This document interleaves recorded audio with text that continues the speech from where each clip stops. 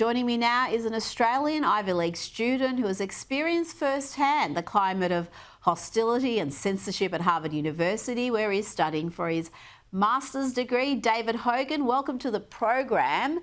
David, what do you make of these accusations we keep hearing of anti-Semitism at Harvard and even coordination with the Chinese Communist Party at the university? The Trump administration is certainly at war with the university. What has been your on-campus experience?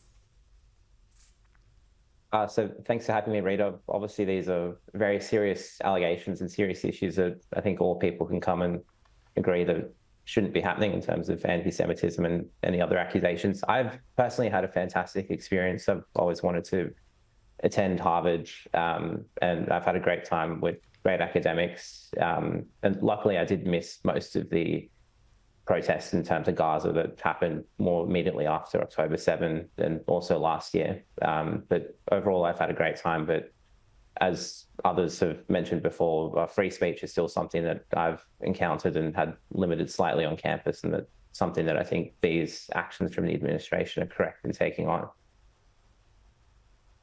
Well, yeah, we do know that treatment of Jews has been fairly horrendous at Harvard, particularly since October 7.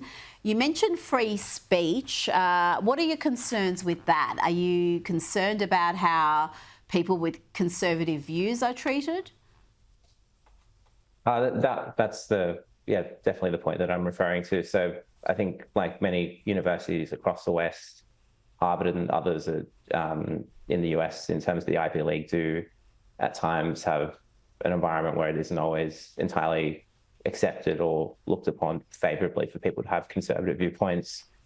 I have a lot of friends and a lot of fellow students that often aren't comfortable to express viewpoints, given that they are shot down often rapidly and can impact people's academic performance. So it's something that I think really needs to be sorted out broadly across the West, not only at Harvard, but this is something that is so crucial to the continuation of our civilization and the continuing excellence of our academic institutions. People should be able to speak freely, particularly with conservative views, which we know, say, for example, in the US, were the majority at the last election. So I think this is something that people really need to be able to feel comfortable enough, and that comes not only from their fellow students acting respectfully, but also from having academics and professors that are open to these views, won't look to shut them down or penalize them as soon as they're expressed. Well, it seems incredible that mainstream views, and you said, we've just had an election and Trump won in a landslide, but if you express those views that are held by the mainstream, you can find yourself on the outer at a university like Harvard. Do conservatives self-censor there, or do they speak freely and risk having their marks affected or having hostility from the other students? I'd say yes, certainly. It's something that people are very aware of. We obviously are prioritizing getting through our degree and getting through it as smoothly and efficiently as possible in terms of academic performance. So people definitely do self-censor in the sense of not fully expressing their views at times in order to try and appease the markers and fellow classmates at times. I've had an instance where I was told that it was better for me not to express conservative views with a specific professor, just given that they had quite an opposite worldview to mine at times, and that it'd just be easier for the class and for my academic performance in terms of that. While those explicit instances might be rare, there is typically a general feeling that it's better just to keep those views to yourself and keep them for the pub after class. But as I said, I think this is something that's happening across the West. It's happening back in Australia, unfortunately, as well. Yeah. And yeah, it's something that, again, I think our broader education system needs to deal with. And really, I think it's an existential thing. Oh, it's definitely happening right here in Australia. I know plenty of students who self-censor, who put things down in assignments to appease their lecturers who obviously are very left, so they know they've got to get a better mark if they regurgitate those views back to the lecturers. Tell me about that example you just mentioned. Did you end up self-censoring there or not expressing yourself freely to make sure you didn't fall foul of the lecturer? Well, I did in that, excuse me, I did in that instance. Just I wanted to get through the class, and I suppose it's about picking your battles. Um, yeah, so I did have to in that instance, and I thought I'd be doing my Yeah. classmates a favor if I wasn't pulling up the lecture every time they said something.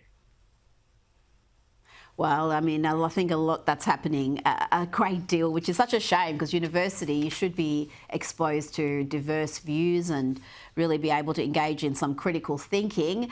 Now, right now, you may be in a bit of limbo along with about 100 other Australian students caught up in Donald Trump's decision to revoke Harvard's Student and Exchange Visitor Program certification.